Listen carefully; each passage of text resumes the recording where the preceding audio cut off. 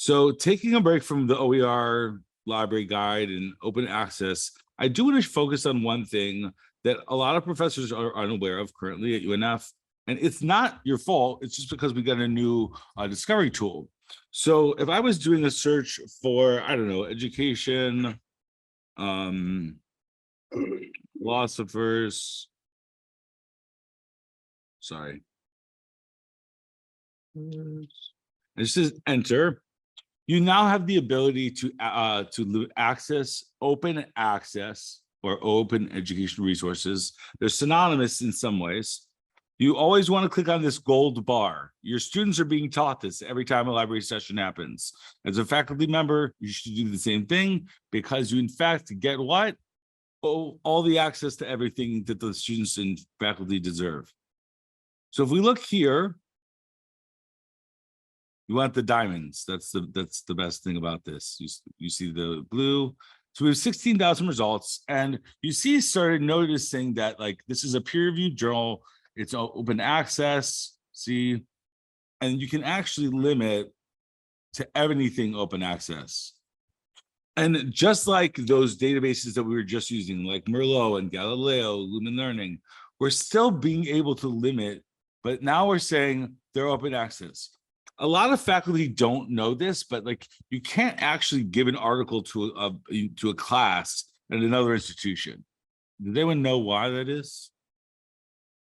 It's because even it's going outside the rights of an institution. Like we are paying for the rights for our staff, faculty, and students to get access to the resources. So I can't give this to Laura if she's teaching in UC Irvine, if she's not actually having an open access material. However, if she wanted to share this article or ebook or whatever it may be, you can actually get that and share it with a colleague at another university.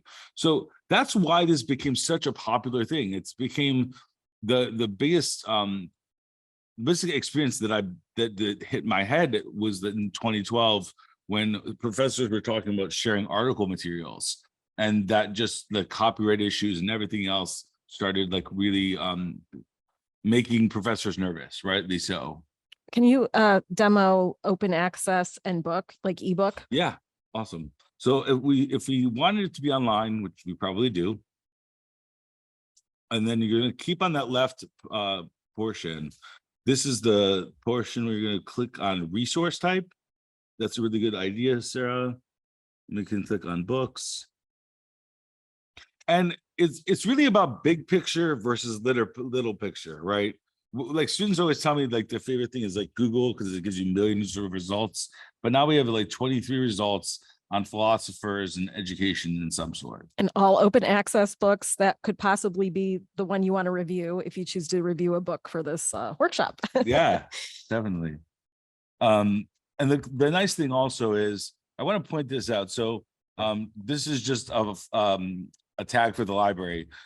These little push pins here, they actually will save all of your resources in a cloud. So how many of you have ever worked in like you're at Starbucks and you have 20 minutes before your friend comes up to have coffee with you? You can literally go and search for the library, not really read anything, but just save things for later. Now, as a librarian, I'm going to show you my account. Here's my favorites. Every time I teach a class, I demonstrate this. This is the coolest thing since sliced bread.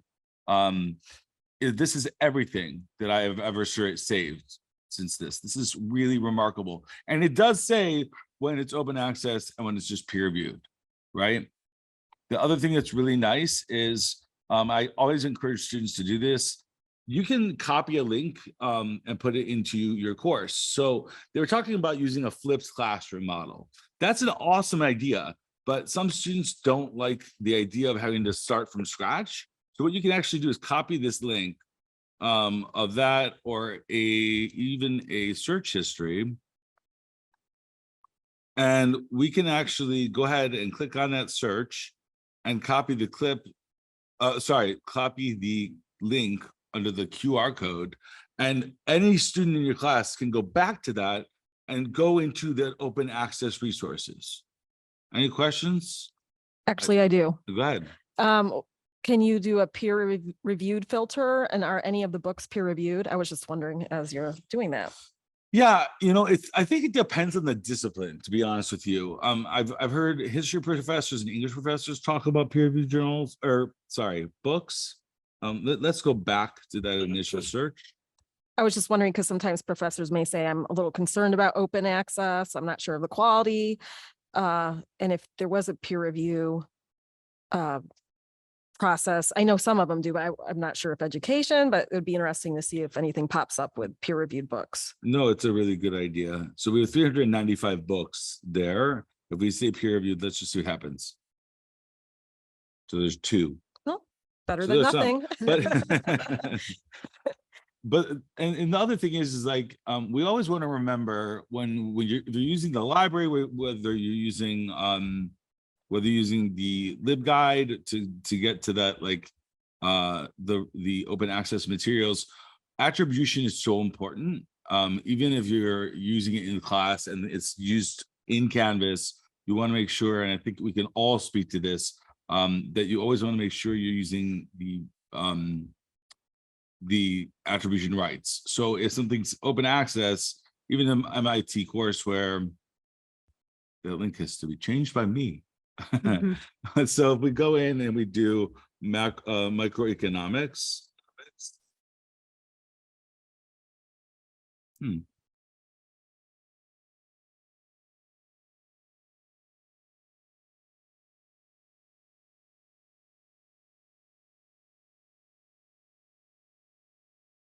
What I was going to say is that Sarah and I can lead you to like good resources, but as the professor and the expert in the field, it's always important to realize that looking at those articles is good.